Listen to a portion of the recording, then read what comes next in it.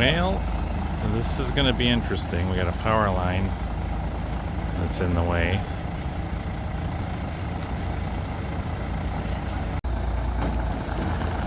All right, we have figured out a plan C. We ended up taking the crossing gate off, and now we are clear.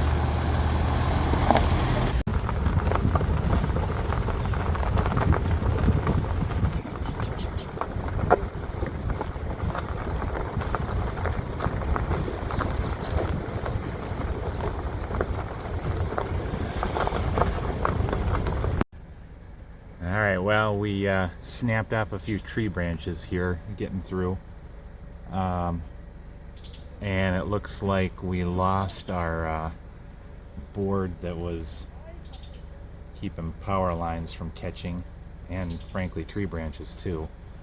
Snapped right off. Hopefully that did not do damage to the roof of the shed. I guess we're gonna find out. Snap that 2x4 right in half. Snap these branches here too.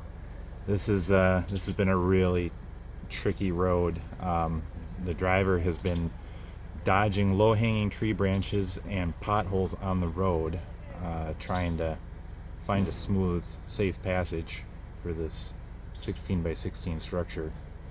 It has not been easy. Alright, well, we're almost done with the rotating process here.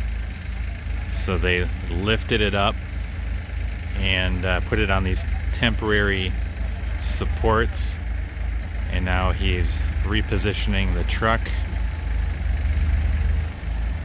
So essentially rotated it 90 degrees. We'll set it back down on the truck.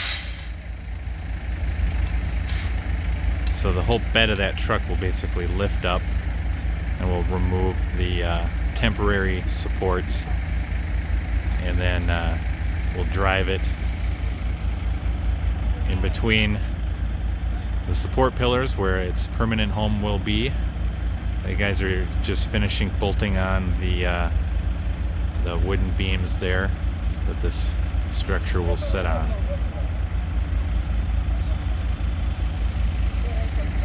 Looks like we got just some last minute adjustments, and we should be good to go. Alright, we are bringing it in for final positioning.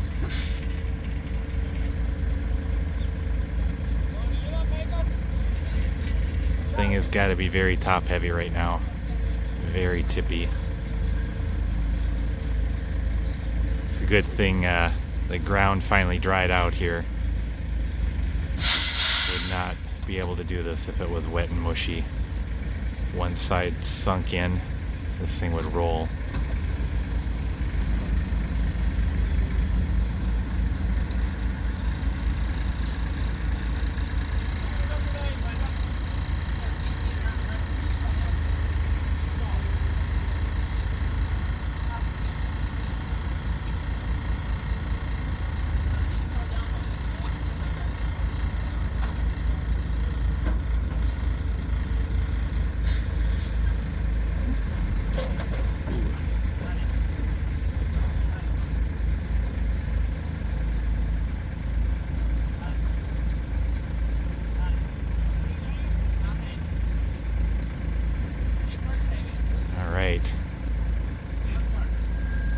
Looks like we gotta straighten it out a little bit here.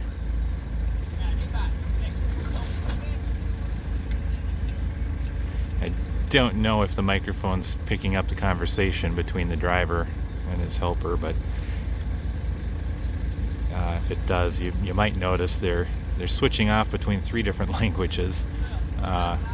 Large Mennonite community here in Belize, and they speak predominantly German, at least within the community.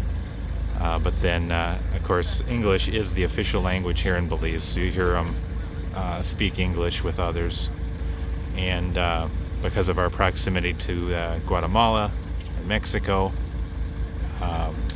you'll hear a lot of Spanish out here as well. So they switch off between 3 different languages. It's actually pretty impressive. Most of the Mennonites that I've met are trilingual. And as you get closer to the Caribbean side of Belize, you'll actually hear some Creole in the Caribbean. And in some of these small communities, they actually speak still some various versions of Mayan. A lot of different dialects of Mayan.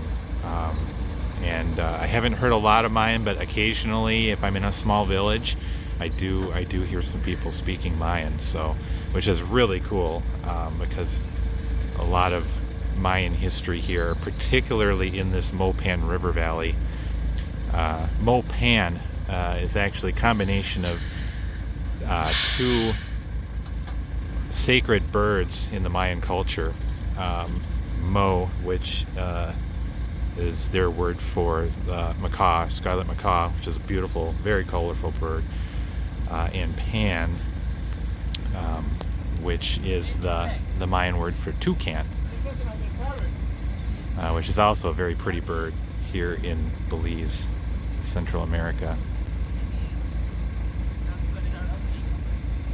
Well, it looks like they're just doing some final measurements here. Once they set this thing, that is where it's going to sit permanently. So we want to make sure we get this right. Want to make sure the weight is distributed properly on those concrete pillars.